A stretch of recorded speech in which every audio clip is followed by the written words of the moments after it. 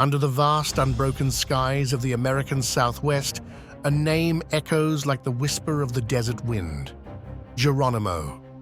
To his people, the Chiricahua Apache, he was a protector, a mystic, a warrior who would not yield.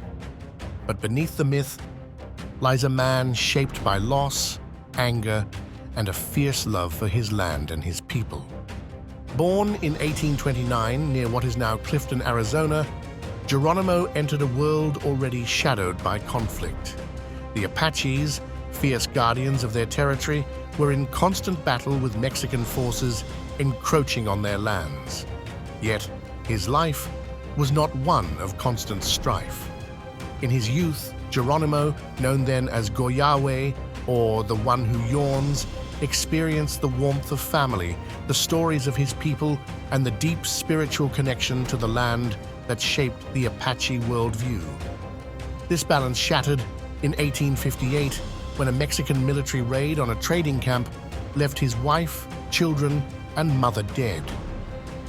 The loss was devastating, and it ignited within him a fire that would burn for the rest of his life. The grief Geronimo felt was not merely personal, it was communal, tied to the broader assault on Apache sovereignty and way of life. Geronimo's path of resistance was marked by a ferocity that struck fear into his enemies and inspired his followers. He became a skilled fighter, his strategies honed by years of conflict. But his resistance was not born solely of rage. To the Apaches, warfare was a sacred act, a defense of their identity and the sanctity of their land.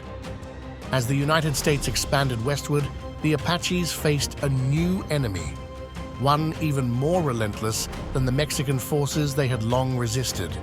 The American government, driven by manifest destiny, sought to claim Apache lands through treaties that were often broken and military campaigns that left trails of blood and broken promises.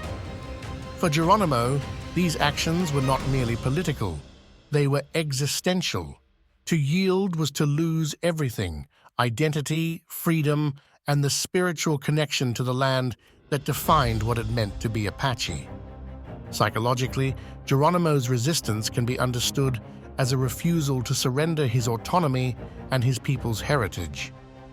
He embodied the Apache concept of Indi, or the people, a collective identity that placed the community above the individual. His actions, though often framed as defiance, were rooted in a profound sense of duty. Geronimo's spirituality also played a crucial role in shaping his resistance. The Apaches believed in the power of dreams, visions, and the guidance of spirits. His faith in these visions was unshakable, and they provided him with the strength to endure hardships that might have broken lesser men.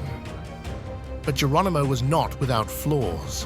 His relentless pursuit of freedom often placed his people in peril.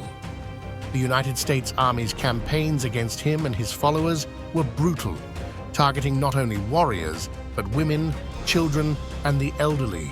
Some Apache leaders, weary of the endless conflict, sought peace through negotiation, even as Geronimo continued his resistance. This division within the Apache community highlights the psychological toll of prolonged warfare, not just on Geronimo, but on his people as a whole. In 1886, after decades of resistance, Geronimo surrendered to General Nelson Miles. His decision was not born of defeat, but of pragmatism. His band was exhausted, and the promise of peace offered a glimmer of hope for his followers. Yet, the surrender marked the end of an era. Geronimo and his people were sent to reservations far from their ancestral lands, stripped of the freedom they had fought so fiercely to protect. The years following his surrender were a complex chapter in Geronimo's life. As a prisoner of war, he became both a symbol and a spectacle. He was paraded at fairs and expositions, a living artifact of a vanishing way of life.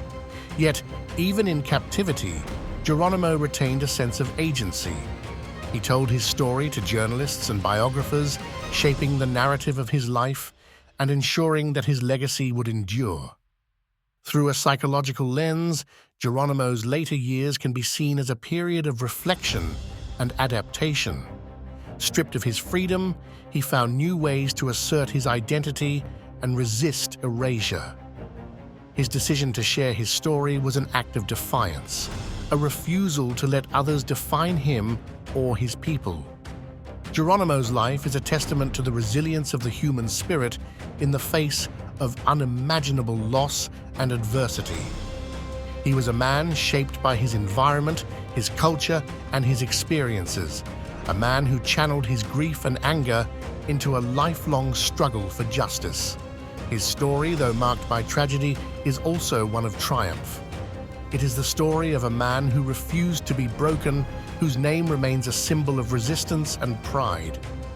Today, Geronimo's legacy endures not only in history books, but in the hearts of those who see his life as a reminder that freedom is worth fighting for, even when the odds seem insurmountable.